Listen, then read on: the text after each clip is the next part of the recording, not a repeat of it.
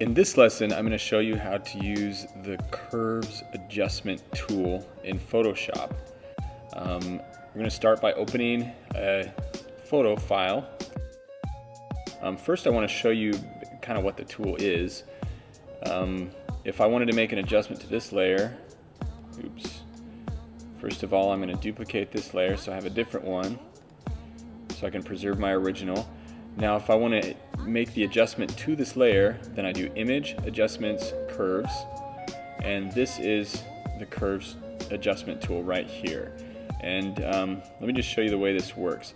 This gray thing in the background here that goes up and down like this is a histogram, and it basically shows the range from dark to light of how much of this photo is represented by these dark values and these light values. So this side of the picture is the darker values, or this side of the histogram is the darker values, this side is the lighter values.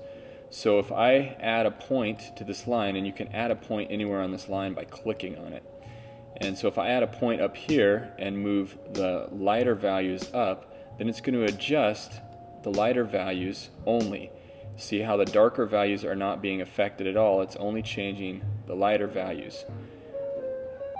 And that's how this tool works. And so then down here, if I move this, now it's going to adjust and change the darker values. So if I move it up, the darker values get lighter.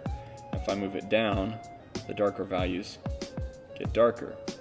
And then these middle values here in the middle, if I move that up, then the midtones are going up. Now the midtones are going down. At any point, if you want to take any of these points off, just click it and drag it and you get rid of it. So you can get rid of these points. So if I grab this bar or this line in the middle right here and go up, then it basically is lightening up the whole picture. But it does it in a nice curve, which is why this tool is called Curves. And that way, nothing crazy will happen like this, for example, with your picture. So if you just adjust it in a nice gentle curve, then it keeps the picture will still work together as a whole. Something that a lot of people do that's really common is make a nice S curve is what it's called, and they'll do that to increase the contrast. So if you lighten up the light values, the lighter areas a little bit, and then if you darken the darker values just a little bit, and that just adds a little bit of subtle contrast to the image. And so you can see this makes the shape of a letter S. That's why it's called an S curve. So if you hear that term, that's what this refers to, is adding an S curve to a picture. You could also do the opposite and increase the darks and lower the lights, but all that does is kind of the opposite. It removes the contrast. So that's basically how the tool works. And so we're just going to go, I want to show you one other thing. I'm going to trash this layer, and we can save this background layer, and there's another way you can apply curves to these layers. You can do something here, you click on Image, and instead of saying Adjustments, we're going to click on Layer and say New Adjustment Layer. And then it gives you these adjustment options, and we're going to select Curves. And what this does, we'll just give it a name here, and then what this does, if I open my Layers panel, is it creates a new layer, but this is a different type of layer. This doesn't have any actual pixels or images on that layer. It's just a layer that adjusts everything below it. To adjust the curves on this layer, you just click on this little icon right here, and then it pulls up the curves window again, just like what we saw before. And I'm going to go ahead and start editing this picture now. I'm going to add a subtle S curve to bring a little bit of contrast into this photo. And one advantage of doing adjustment layers instead of just adjusting the photo is you can see the difference that your adjustments are making to the image. So if I go back to the Layers panel, I can click this eyeball here to hide the adjustment layer. So that's basically going to turn off the effect that this layer is having on the image below. So I click the eye, and now we can see what the image is like originally, and then when I add my curves effect to it, it's like this. So that's the change that took place by making that adjustment. So I can easily click that on and off and evaluate what I've done and see if I like it or not. And I can look at the original picture and information that's there and see if there's anything that I lost that I want to keep. So if I'm happy with that, then I can keep that adjustment. I think I want to adjust this curve a little bit and bring up the darks just slightly so that we can still see the edge of this sweater right here. I don't want to lose this detail that's right here on the edge of the sweater. So that's the first adjustment layer that we've made. Now what we're going to do is make a second adjustment layer, and I'm going to show you some other things that the curve tool can do with color instead of just darks and lights. So we're going to go to layer, and we're going to make a new adjustment layer, curves again, and this is curves number 2, and back to the layers panel. So now you can see here's curves 1 and curves 2. So I'm going to call that one values, and this one I'm going to mess with the colors. So I'm going to call that one color, and we'll pull up the adjustment curves window again, and I'm going to show you some other things that you can do. So right here you can see this right here drop down menu. It says RGB, and then it says red, green, blue. RGB stands for red, green, blue, so this channel here affects everything, but you can individually select each one of these things. So red, I can make adjustments, and that only affects the red channel, and green only affects the green channel, blue only affects the blue channel. Now it's important to understand what I mean by channel. So this is a RGB color wheel, and this color wheel has to do with light when you're working with color from light and when you're mixing colors in light. This is different than a color wheel that you would see for paint or for pigment.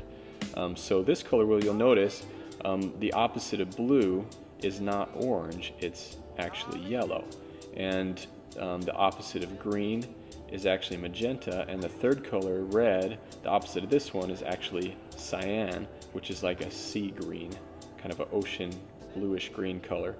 And instead of your primaries being red, yellow, and blue, the primaries here are red, green, and blue, because when you're mixing light, it interacts a little bit differently than when you're mixing pigment. Here's just one other way to look at it. If you had a light with this that was shining this color, and another flashlight that was shining this color, and another flashlight that was shining this red, and you shine them all on a white wall, this is what you would see. If these two colors mixed together, you would see this color right here. If these two colors mixed together, you would see this cyan blue, and if these two colors mixed together, you would see this yellow color, and if they were all touching, then you would see white. So this is important to understand how these channels work. So I'm going to go back into Photoshop now, and so you can see the opposites here. If I increase blue on this blue channel, if I turn it up, then it's going to increase the blues, and if I turn it down, it's going to add the opposite of the blues, which is the yellow, so it's going to get more yellow. So we'll go back to the green channel, and if I increase the green, obviously we get more green, and if we go back down the other way, then it adds the magenta purplish color, and then if we go over to the red channel, we could get more red going this way, and if we go the opposite way, then we get that cyan blue color. So this is where you can do adjustments to your photo that apply a more artistic type of a look to the photo. So what we're going to do to this photo is just kind of play with the colors a little bit. I'm going to increase the red up in the lighter values of the picture, and in the darker values of the picture, like in the shadows, I'm going to turn the red down, and so you can see this is kind of giving this a nice style to it. You can also go into green. Maybe we'll add a little bit of green to the highlight areas, and we'll add a little bit of magenta to the shadows, and then we'll go to blue. We'll add a little bit of yellow to the highlights, and we'll add a little bit of blue to the shadows, because remember, this lower area of the curve is for the darker values, and this higher area of the curve is for the lighter values. So this is just a basic demonstration of how you can use the different color channels when you're adjusting curves. And if you go back to RGB, then you could still adjust that one as well, just like we did before. But I'm going to leave this alone because we made that adjustment with the other adjustment layer that had curves in it. So now let's go back to the layers panel, and I want to show you the way that each of these channels are affecting this picture. So this one, if we turn it off, we can see the difference. That's what it's adding. So it changed the colors and made it a little bit more artistic. and then this one is affecting the contrast. So if we turn them both off, then we have our original picture. We turn them both back on. This is the end result after we've edited the photo. So that's how curves works. And just one final tip, when you're adjusting curves, take it easy. It'll be tempting to really crank up and have fun with some of these color effects. And there are instances where that's okay to do that, but it's a little more difficult to pull it off and make it look good. So just be careful. And when you're applying these things, including the S curve, less is more. Just do a little bit, and that's enough.